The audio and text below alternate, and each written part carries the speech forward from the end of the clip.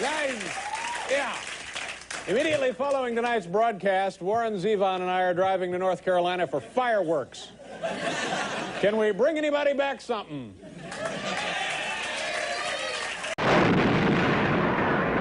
Who calls me from out of the pit?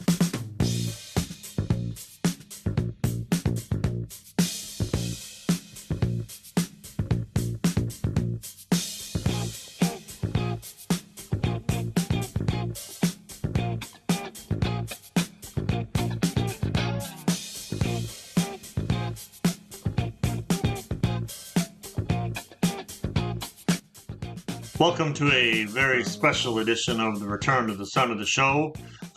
We interrupt our regularly scheduled Return to the Sun of the Show for this special presentation. Yes, a special presentation. Recently, Warren Zevon, it's been announced that for 2025, he's been inducted into the Rock and Roll Hall of Fame, not as an artist by vote, which I spent all of 2024 voting for him till I realized that even though he made the cut, the Rock and Roll Hall of Fame doesn't really care about fans voting. No. Because they totally ignored it. So, Yeah. But he's being inducted this year into the Musical Influence Award category, which is kind of like the Lifetime Achievement Award in the Oscars. But either Musical Influence Award? Did yeah. Gen Z come up with that? Yeah, that's what it sounds. Yeah, so he has a significant impact. We love our Gen Z. Yeah, significant impact on the development of rock and roll. That's anyway. What's bullshit? This isn't something we're gonna do a lot of. No, you know, I think you know what our channel's about, right? But this is kind of Zevon's kind of a big deal for Mark and I. Yeah. So it just seemed like Mark hit me up with the idea, and I'm like, yeah, let's do it. Yeah, let's do let's not do a bullshit tribute to him as the Rock and Roll Hall of Fame is. Let's do a true discussion of the impact he had on us. Yeah. And still does. Yeah. Despite being gone for quite a while now. Yeah. So he had 12 studio albums, 2 live albums, various compilation albums, a couple of early posthumous releases, but we're gonna focus on our top 10. I think this would be a better discussion of Zevon than just a musical influence. But he definitely, if he is a musical influence, is definitely on us. Right. I got into him back in like early, I think in 9th grade, because my dumbass brother thought that David Bowie did Werewolves of London. And I'm like, no, dude, it's Warren Zevon. He's like, whoa, what the hell's Warren Zevon? It's David Bowie. So we went to Stardust, Werewolves of London, and my brother's a dumbass. So there's that factor. Yeah, in his world, it makes sense. Yeah, so we went to the mall, and I spent my $6 on the Nice Price Excitable Boy album. This one, right? Yeah. Yep. And I couldn't see from behind. It's okay. And showed him exactly who the hell did where. And then I started playing the rest of the music, because up until that point, let's be honest. Yeah. All anybody knows. It's like all anybody knows is Werewolves, and everybody knows Werewolves. Correct. That's just how it goes. And and in many circles, he's considered a novelty song. Yeah. I mean, he's definitely considered a one-hit wonder. Yeah. But he's considered a novelty one-hit wonder, which is really a disservice. Yeah. And I got into all the music on the, especially my proclivity or predilection or obsession with like Spanish culture, Mexican culture, Latino culture, and there's a good chunk of it on this album. Yeah. So it kind of just resonated with me, and then I ran back to the record store and I would buy any Zevon album I could find, and so I've been a lifer ever since. In fact, September of 2003 was a killer month for me, because not only did it took Zevon, and then 6 days later it claimed cash, and I'm like, this year can just go to hell. That's correct. Yes. Yes. Awful year. 2003 was awful. Yeah, it was a bad one. It was a bad year. So for me, it's your fault. That's because you're welcome. Hanging out. I mean, so I didn't really get introduced to Zevon until after I graduated from high school, or right after high school. Mostly because no matter what we were doing in a car, on Yeah. the road, at each other's houses, Warren Zevon was in the background playing. Well, So we it were was on working on yeah, we were working on stuff at your house. Yeah. I would bring all my cassettes and stuff over, and so there that's was a how lot of that. so I sort of glammed on to the sentimental hygiene stuff first, Mhm. but then and then worked backwards from there. Yeah. And most people who know me, it's kind of funny. I'll play Zevon and they're like, "What?" You Yeah. know, they don't. That they're like, "What? Who? Yeah. How, why? Why are you? Why do you like that?" And so that's the reaction you mostly get from other people. But Well, if it helps, Steve from The Butler did it. yeah, Had a similar experience. okay, yeah. He actually owned Bad Luck Streak at one time. I don't know if he still does. Yeah, he had a similar experience. Yeah, it's just you get it's not what people expect from you musically, Mhm. but it definitely opened up. I mean, there would be I wouldn't be listening to Leonard Cohen. I wouldn't be listening to Tom Waits. I wouldn't be listening to any dark-hearted singer-songwriter if I hadn't started with Zevon. So I probably wouldn't be writing, right, yeah, to be honest. yeah.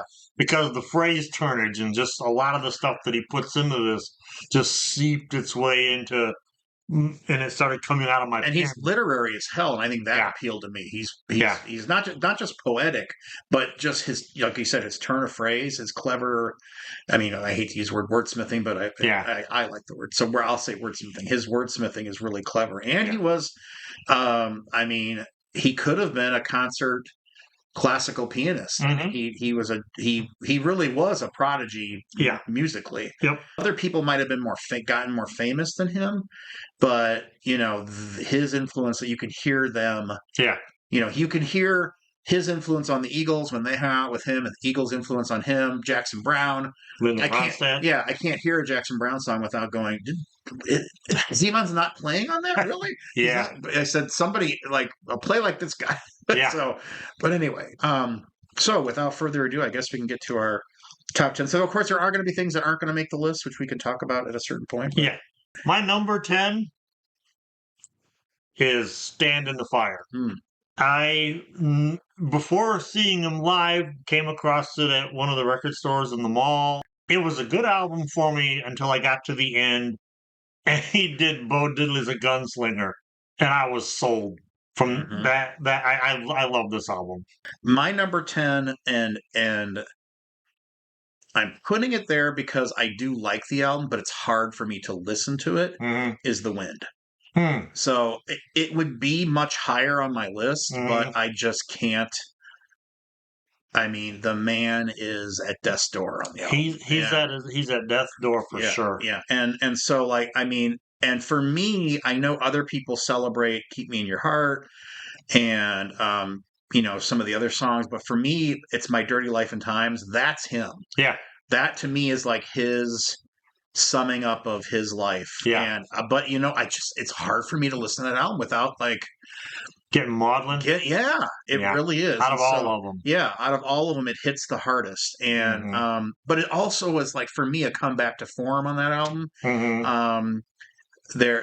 He to me it was like wow, he captured like kind of himself, and it was, and each song sort of reflected each of his eras. And so, as I said, if I could handle it, it would be higher on my list, but I can't. Yeah. So for me, but I can't not have it on my top 10. Well, it's for that reason it is not on my top 10. Yeah. But I will say this: Prison Grove. Oh my God, kills it. That's the best song. And Disorder in the House. Yeah. When Zevon said about Springsteen, he said Springsteen is every bit the man you think he is. He's everything you think he is. And his little guitar solo on Disorder, it's great. No, I just couldn't. I couldn't for that same reason. It didn't make my top 10. Yeah, I at first I did not have it on my top 10, and I'm like, I cannot not put it because it is one of my favorites. I just can't listen to it. And for me, it's like, and we'll talk. I'm sure we'll talk about this as we go on, but it's where he finally got the ballad right.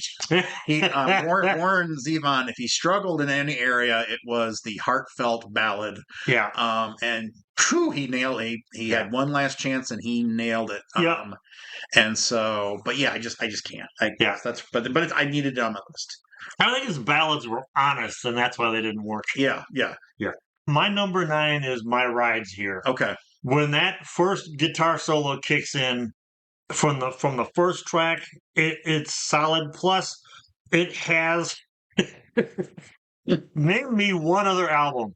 I'll put it to the viewers out there. Mhm. Name me one other album in the history of rock and roll that David Letterman's on. True. That's very true. Hit Somebody Yeah. is probably the best, the best on that album for me. Yeah. We were actually, so it's funny. So a friend of mine, and yes, I came up with wanting to do this video, but a friend of mine had not really been into Zevon and then heard about him and the whole Rock and Roll Hall of Fame thing. So he was going through his whole, on Spotify. And so we were out in the car getting lunch for work, and I'm like, what is the hockey song saying? Because I heard David Letterman, I'm like, that's the hockey song, isn't it?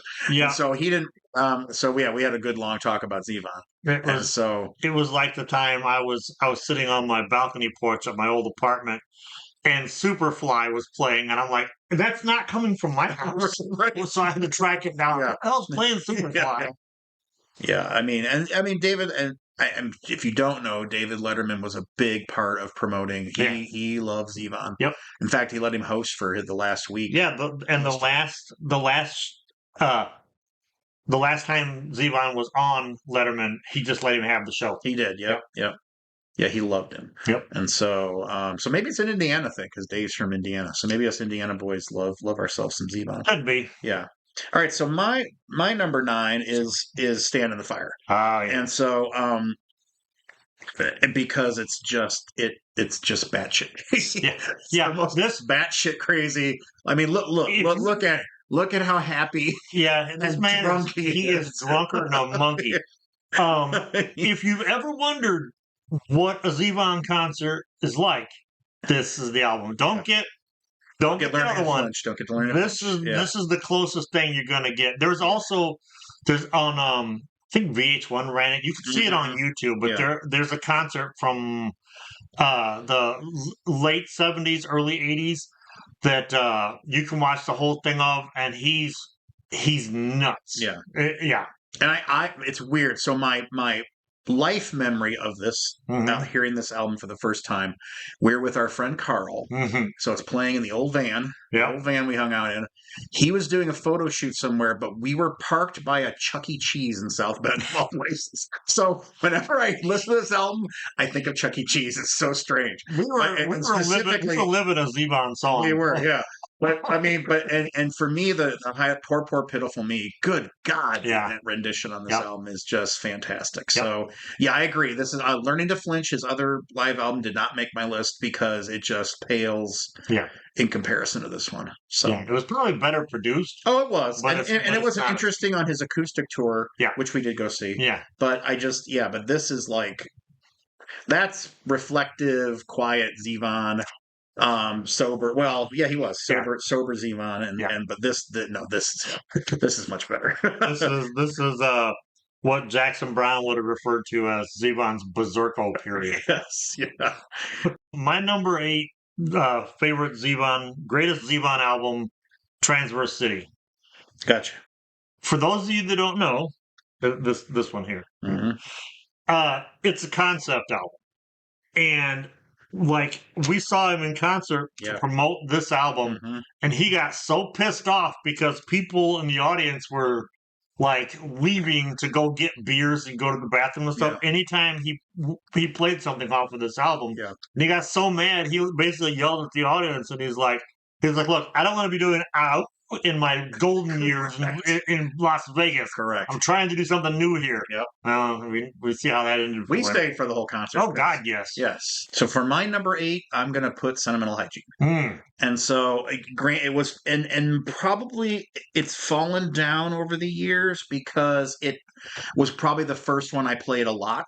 Yeah. So after the best of Quiet Normal Life, which I think I bought first after getting into it. And then this was the first proper album I bought. And so I think I've just played it to death. And so over the years, other ones have become my favorite more than this one. Although, I mean, and it also has unfortunately for me, it's Reconsider Me pulls this one down. I just can't listen to that song without wanting to ridicule it. Yeah. So, but I do.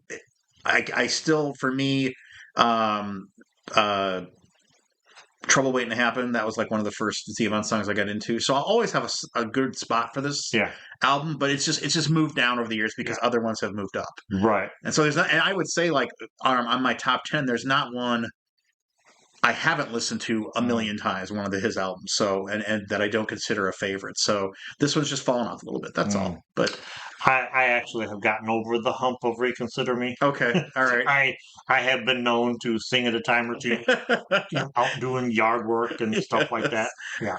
Yeah, I just can't. We have personal history with that song. I'm looking at you, Chuck. Right, he had balls. He had balls. I give the man Chuck, that. You had balls. You had balls. Good try. And I'll never let you down again, 'cause I swear. What are we on? 7? 7. My number 7, lucky number 7 for me is Wanted Dead or Alive. His very first album.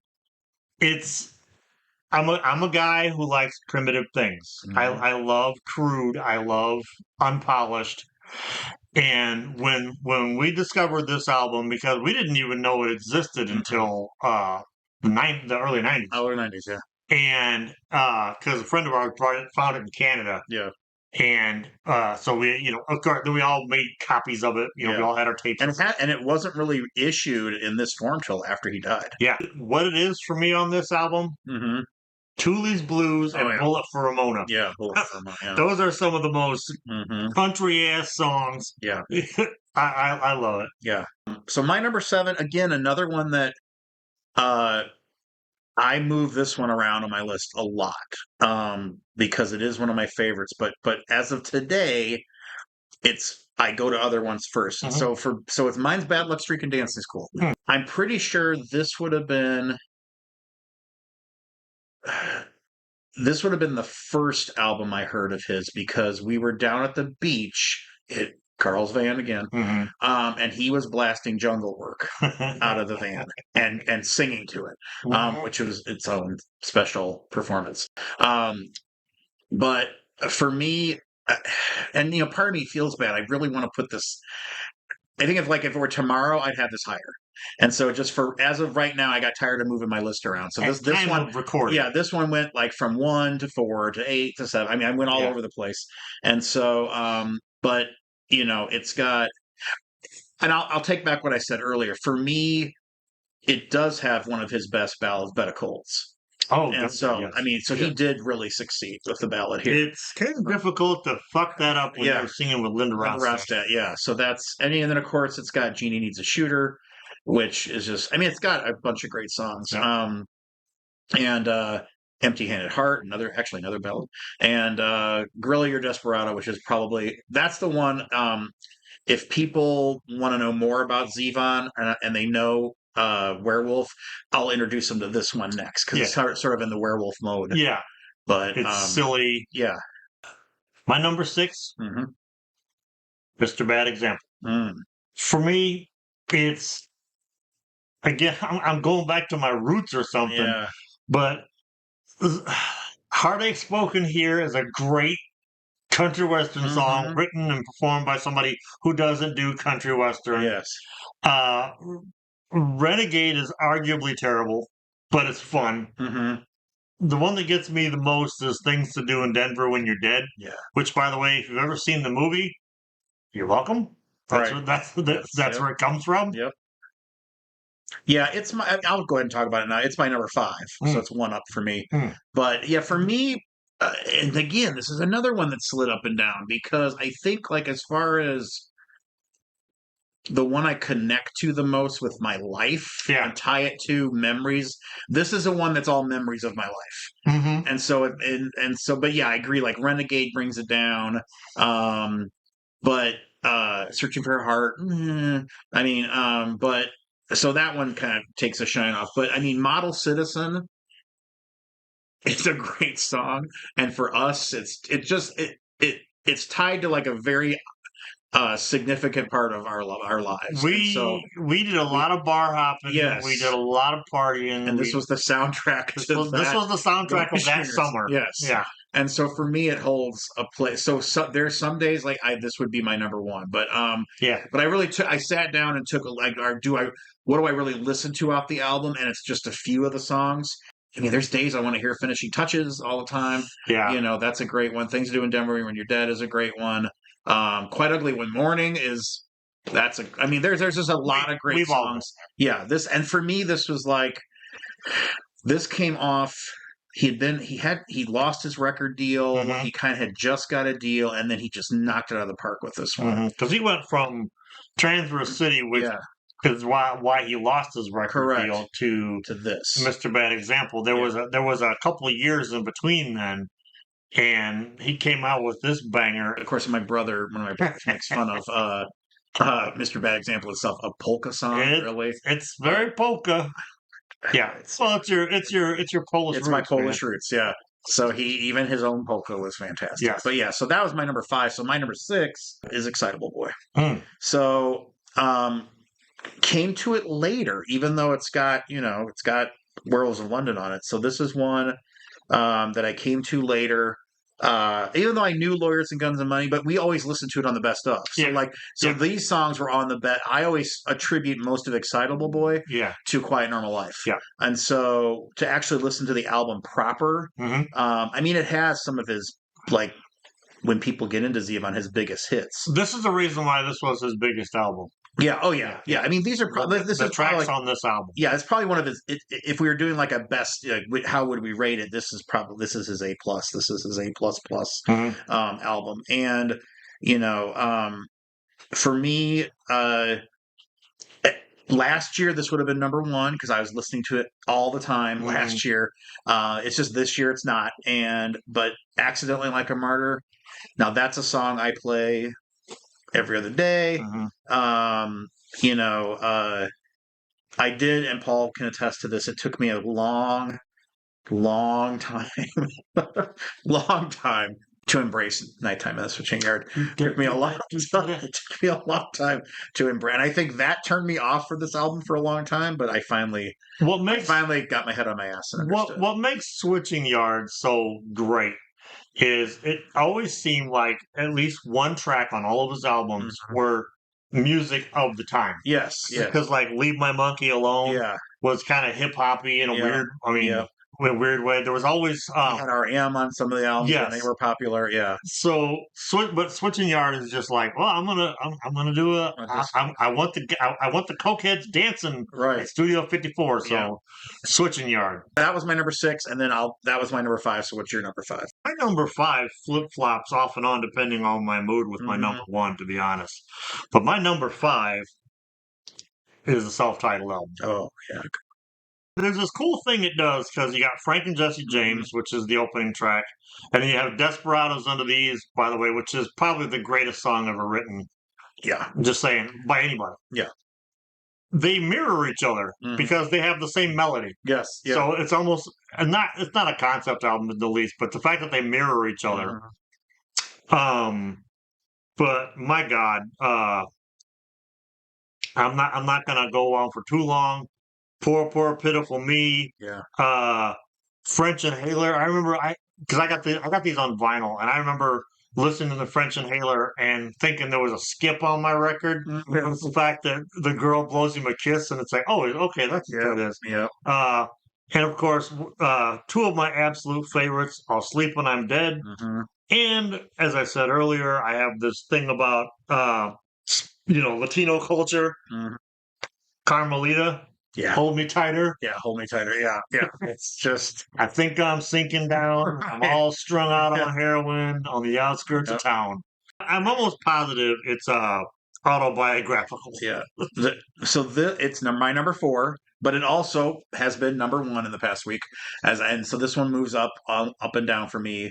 It was I almost made it number 1 because I'm like, yeah, it's one I go back to a lot. Yeah. Flops with me. But I'm also kind of rating these on like the biggest impact. And so, but yeah, for me, Mama Couldn't Be Persuaded I love that song. I love the story in that song. These are all good story songs. Every single one of these has a good story. Carmelita is amazing. The lyrics in that are great. I love French Inhaler. I When the lights came on, I yeah. caught a glimpse of you, Yeah. and your face looked like something death brought with him in his suitcase. Yes. How can you not love the lyrics of that song? You said you were an actress. I believed you are. Yes. Thought I'd be a star. Yeah. So I drank up all the money. Yep. Yes. I drank up all the money. Yeah, here, qualify one more time. Yes, I drank up all the money. Um, yeah, no, it's just uh I mean, hasten down the wind, Jesus. I mean, I've been sad to that song a lot, and so uh, yeah, this is like I said. If this a couple days ago, this is my number one. It constantly goes up to number one, and but as of right now, like as far as like me thinking about impact on me, I'll put it at 4, but it could be 1 too. My number 4, he went down to dinner in his Sunday best. Yeah. And he rubbed the pot roast all over his chest. Yeah. My number 4 is, of course, Excitable Boy. Yeah. I honestly, I hate Werewolves of London playing it. If it comes on the radio, Yeah. I love it. If a friend's playing it, I love it. But I will skip that track only because it's the one everybody knows, and it's to me it's Thin Lizzy's Boys Are Back in Town. Right. It's a great song, not gonna lie. It's Bad Company's Bad Company, Bad Company. Yeah. It's Deep Purple's Smoke on the Water. Yeah, it's too played out for me. Yeah. That having been said, everything else on this album is an absolute banger. Yeah. I typically lose my shit on the second track, Rolling the Headless Top. I didn't talk about that because I knew you would, so I didn't bring that up. There's too much about that song that influenced me. When I think about Paul, I think of that song. If there's a soundtrack to your brain, it's Rolling the Headless Top. Which is ironic because I know that. But that's all right. Yeah. He can still walk around. Oh, yeah. But, man, Veracruz, it took me forever to find, because when this album came out, there wasn't no Google. No. It took forever to find out what the Spanish chorus was on Veracruz. Good God. Tenderness on the Block. That's a great song. Yeah. It's all on here. And Johnny Strikes Up the Band. Tenderness on the Block, to me, should have been on a soundtrack of a movie. A 70s. Why that didn't make any 70s movies, I don't know. Because to me, I'm like, God, that should have been on some 70s movie. It should have been a movie. Oh, yeah. Oh, that's true. Somebody out there make a movie. Well, to get us back on track then, my number 3, Sentimental Hygiene. It was up until this point when this album came out, everything was past. So when this new album came out, like this album used to be my number 1. Yep. For the longest time, because I've always felt that Zevon was at his best when he had a lineup on his album. Yeah. And this album is a lineup. Oh, yeah. I mean, what is it? R.E.M., Bob Dylan. Neil Young plays guitar. David Lindley's on this album. Yeah. Reconsider Me notwithstanding. But you've reconsidered it. I have reconsidered Reconsider Me. Yeah, I mean, Sentimental Hygiene is abstract enough. Boom Boom Mancini. The man loves sports. Yeah. And Don Henley's on it. Flea's on it. Yeah. Trouble Waiting to Happen. Stan Lynch. So some of the guys from Tom Petty, the Heartbreakers were on it. Yeah. And this was the tour we saw him on. Yes. At the good old Holiday Star. Yeah. So my number 3, same reasoning, oddly enough, so weird, that is for me when I came to Zevon, Sentimental Hygiene was old. Because you had already because you came in, you were up to college for a couple of years there. So for me, the first new album was Transverse City, and I was at Purdue because I remember buying that very CD at Purdue. Let me see it real quick, and was that a Vaughn's? At Vaughn's, yeah. This is Vaughn's. This is how long I've had this, and so for me, this was the first new Zevon, and so that's why it's so high on my list. And for me, I don't know. God, there's just great. It's different. It is different, but you know what? If you didn't, I just don't understand why people didn't like it. But because it was new, and artists aren't allowed to grow. correct. They're not allowed to change. Yeah, but Splendid Isolation. Mm-hmm. I mean, if that's not classic Zevon, I don't know what is. Yeah. I don't. How can you not say that's?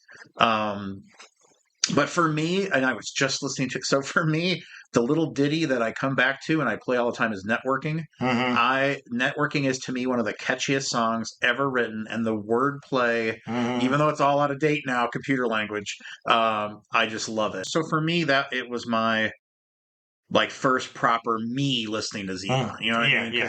You were up here, I was down at Purdue, and so I listened to it a lot by myself. So this was like oh man, and so yeah, it's really good for me.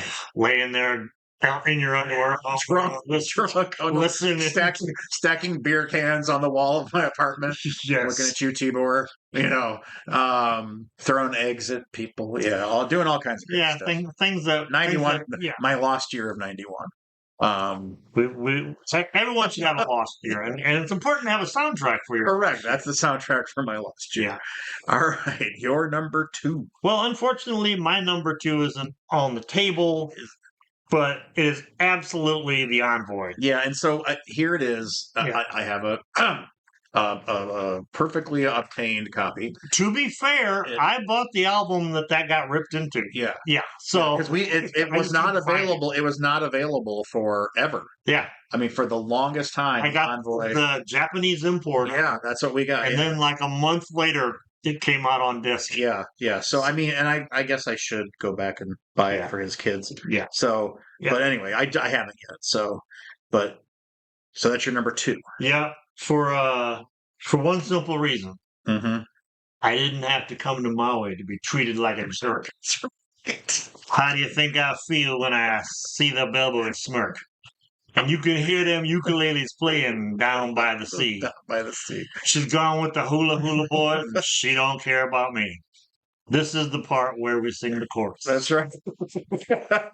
And if you know, you know. If you know, you know.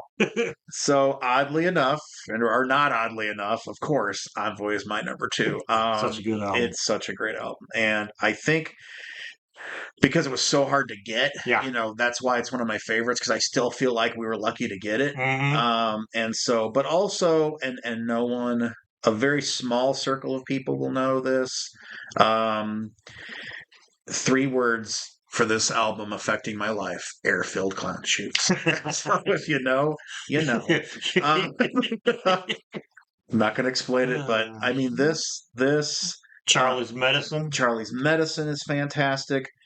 My favorite turn of phrase of his, looking for the next best thing.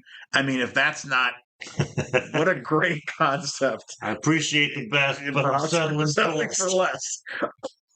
Some years that was definitely my soundtrack. And well, we've all hit rock bottom. Yeah, I think we were both at the same. This is weird memory I have this CD. So when you play music and your parents are like, "What is that crap you're listening to?" Yeah. My mom though heard "Let Nothing Come Between You" and she loved that song. Yes, she did. That was the first Zevon song. She's like, "What is that you're listening to?" And so this album always reminds me of my mom too, and because she loved "Let Nothing Come Between You," and that was like that could have been my mom's theme song. And so, but yeah, so and then "Ain't That Pretty at All." I mean, Jesus. I'm gonna hurl myself against the wall. So I mean, could rather feel bad than not feel anything at all. I mean, it's a great album. It's one of his. It's by far for me one of his best. So now, without further ado, we come to your number 1 Warren Zevon favorite album. Where the pay is good and the risk is high. It's understood. We'll do or die. Yeah. Bad Luck Streak and Dancing School. Man, first of all, what the hell kind of title is that? Yeah. You hear that and you're like, Bad Luck Streak and Dancing School. What is that? Yeah. And then you down on my knees in pain. Down on my knees in pain. Yeah. And then you get liner notes with a ballet slippers with a Mac 10. Are you kidding me? That's great. Absolute bonkers, man. Yeah. But then they slow it down with the Linda Ronstadt, it's so. Again, this is another one. So many people appeared on this album, Yeah. and at his strength was, the people that he didn't piss off. Correct. Correct. Yeah. Throughout his life. I think also too for me an unsung hero, because again this has been my number one before, and I thought about it this week too. I mean the unsung Bill Lee song, just doing a song about a baseball player. When I'm standing in the middle of a diamond all alone, I always play to win. Yes, when it comes to skin and bone. Yeah, that's That God. That's not his line. No. That's Bill Lee's line. Yeah. But if I had a motto, Yeah. So my number one is sitting right in front of me. Is Wanted Dead or Alive, that's a banger. It's because it was you're listening to someone you're for a long time, for many years, and I mean this is if Geraldo Rivera had found something in the vault. This is the Ark of the Covenant. This is the Holy Grail. I mean, we did not know about this, and our lives are better for knowing about it. And it's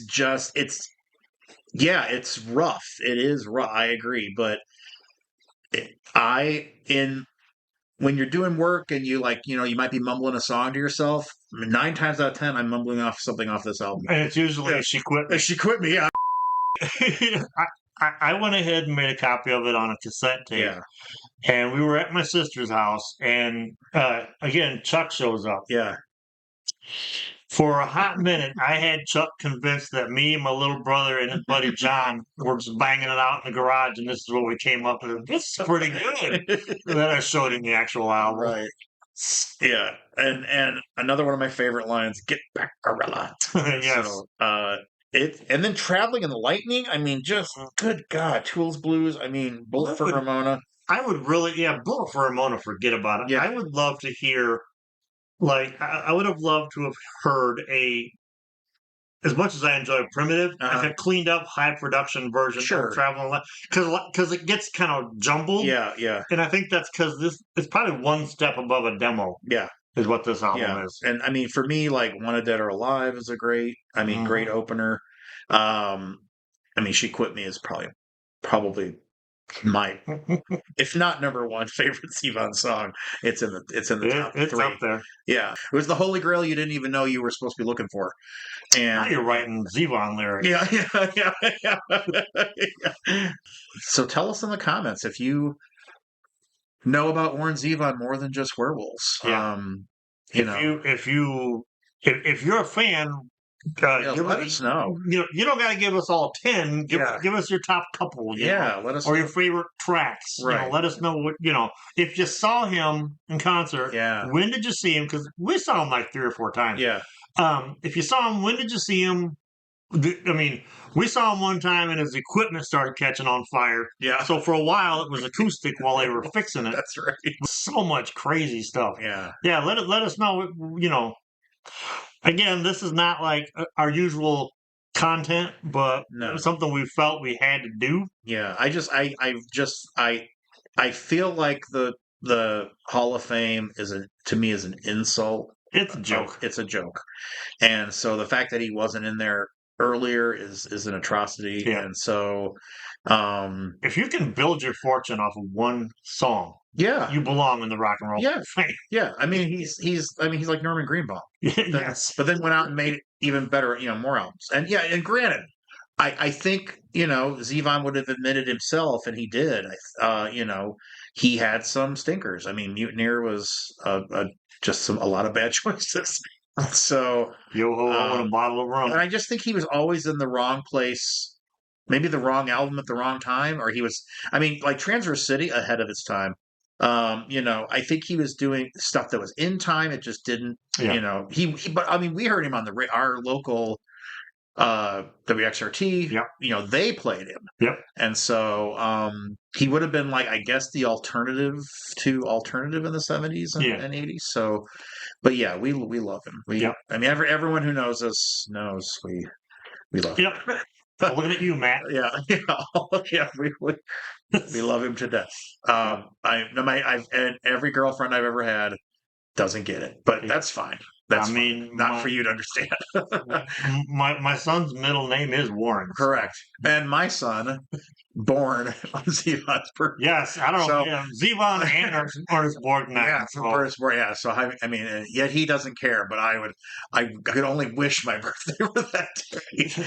Zevon Borgnine, come on. Yeah. It was meant to happen. Yep. He was meant to be born that day. So, but anyway. All right. All right. Well, this was great. This Yeah. just me. You know what, all y'all. I don't care. You know, however many views we get. This was something I really wanted to do. This was fun. This was good. Okay. Well, then, just like at the beginning, I'm Paul. I'm Mark. And this has been the return of the son of the show. Special edition, Warren Zevon. And the dog ate the part we didn't like.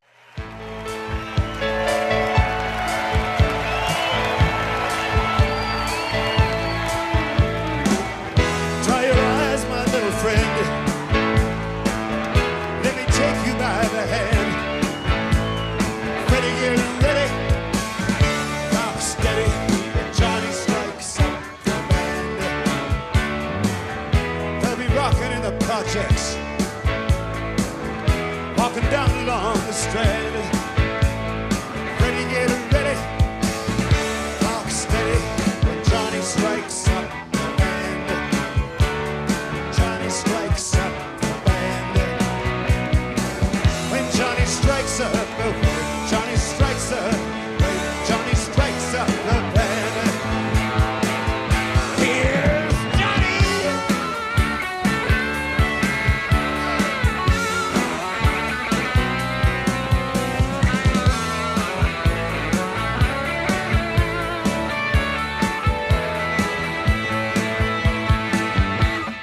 Johnny is my main man. He's the keeper of the keys. Put your minds at ease. He's guaranteed to please, backed by popular demand. Hey! Look around, my little friend. Jubilation in the land. Ready, get ready. Rock steady. When Johnny strikes up the band. Johnny strikes up the band. When Johnny strikes up the band. Johnny strikes up. When Johnny strikes up the band. When Johnny strikes up the band. Johnny strikes up the band. When Johnny strikes up the band. Johnny strikes up. When